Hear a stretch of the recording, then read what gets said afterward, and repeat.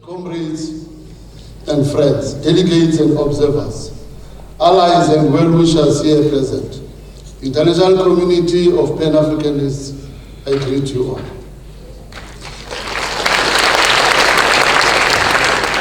A few years ago, when our beloved liberation movement was said to be in intensive care unit, it was next to impossible at the time to imagine that the PAC would hold its national conference today without the notion of cracks, splinters, disagreements, traded descriptions we all abhor called factions.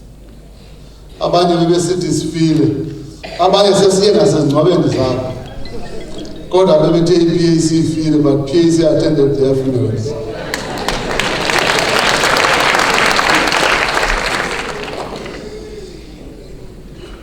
These infights are engineered in high offices elsewhere by the enemies of the PAC's program. They are sponsored with the aim of causing havoc, so that the leadership structures should not focus on the implementation of objectives. Regrouping the PAC successfully is victory over the hidden hand of the enemy.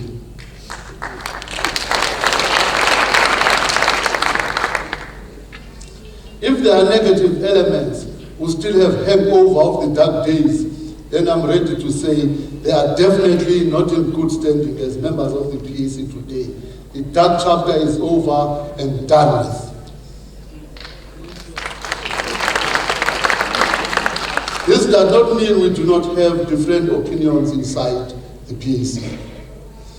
We certainly hold a tapestry of views and outlooks, and the levels of debate are higher on what our policies and procedures to interact with broader society should be.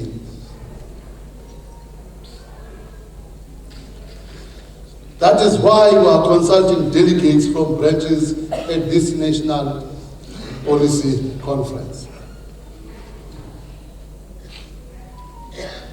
This conference will be seen as historical in that it paves the way for the PAC to go to the 2024 national elections and provincial elections without any shadow of doubt. Akusekho nalo mbuzo ubuzwa emedia uthi kweyipi PAC. There's one PAC, and that PAC is united. Two cardinal points of attention we have crafted in the rebuilding of the PAC is to create an administration that is solid like a rock, that is efficient and effective, that is easy to follow within our ranks. We have learned the hard way. We must not repeat the same mistake again. A poor administration has been the reason why the PAC was lagging behind, disjointed and unable to answer the questions behind many instances of deliberate disorganizations. The culprits of organized disorganization within the PAC have now fallen by the wayside. The second important cardinal point is the political product the PAC is advocating to the people and to the rest of the world. This point talks to the ideology, the philosophy, and the political outlook of the PAC. Basic documents spell out orientation we will keep to this political stance. We will, however, need to send a message to the world that is equal to the times. No one must say they did not understand what we are saying. We are contesting in the terrain of governance. PAC has a collective skill set to run a government. What we need is a mandate via the ballot to show what the mandate was. The PAC's best partner is the African people. We must now talk to them, listen to what they gave to say, and together move in unison into the future. The PAC's message we send must be digestible. The person in the streets must understand our policies, they must understand our politics. What we say must beat at the time as the heartbeat of the people we serve. Asithethe into understandwa ngabantu phaya esidadweni. Ayincedi lento yethu yofuna ukhumsha. Ayincedi lento yethu yofuna ubonisa abantu basazi kangakanani kodlula. sithethe language abayi-understand.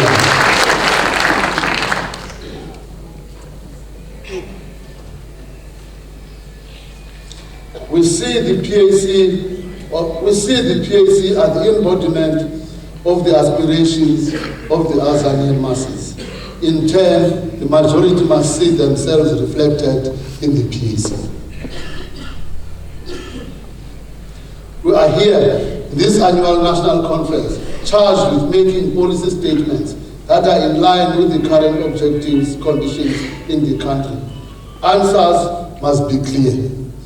When we said CODESA was a setup to legitimize fraud, we were attacked for being spoilers. We do not have access to the land of our forefathers today. PAC is vindicated.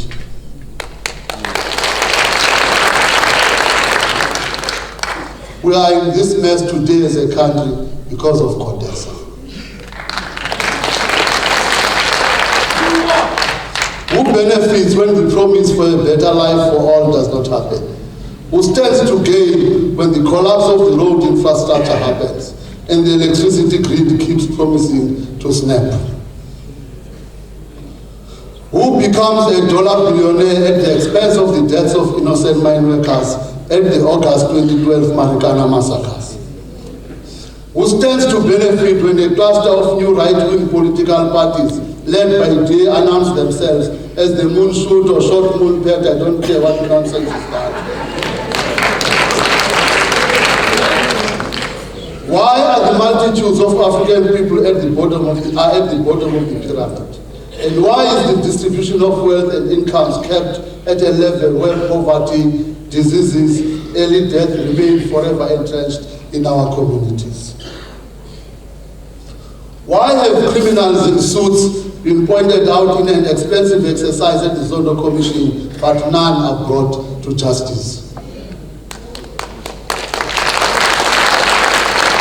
The configuration of ethnicity, tribalism, racism, and all the ills of a settler colonial state still remain intact, despite the promise of a new South Africa that some have said is a rainbow nation. Also, despite the fact that they call Mbaru Black Rainbow, you still call yourselves a rainbow nation. The PAC does not subscribe to the four-nation construction that exists in South Africa today. Group exclusivity is divisive and reactionary. We do not guarantee group rights. What is in for those who protect racial and tribal chauvinism? What are they standing to gain when they create an environment that puts people into categories and slots? Who is fooling who? Answers must be very clear. There are many charlatans in their stripes and fancy colors preparing to join the jamboree of the elections in the coming months. Theirs is to treat this event as a playground for spoiled bullies and jokers. Their real intention is to keep South Africa as it always has been. The rise of Azania is on the horizon. The glorious struggle of the people to realize fundamental changes can no longer be shoved aside. The people are coming together. PAC will therefore draft a 2024 election manifesto that speaks to the needs of the masses. This means we must talk to the ordinary people whom we represent and together make a list of critical must-have issues we want to see changed and transformed. This will be a turning point, and rising like a phoenix from the ashes, we will secure the restoration of the land to its rightful owners. We will secure the dignity of the African people. We will secure the citizens from rampant crimes and lawlessness. The PLC will secure the state and establish peace and stability. Our land and its people will be liberated. This conference starts a new era in which the Pan-Africanist Congress of Azania will take the center stage. I will close with a repeat of a Sobukwe's invitation. Here is the tree, rooted in African soil, nourished with waters from rivers of Africa. Come and sit under its shade and become with us, the leaves of the same branch and the branches of the same tree.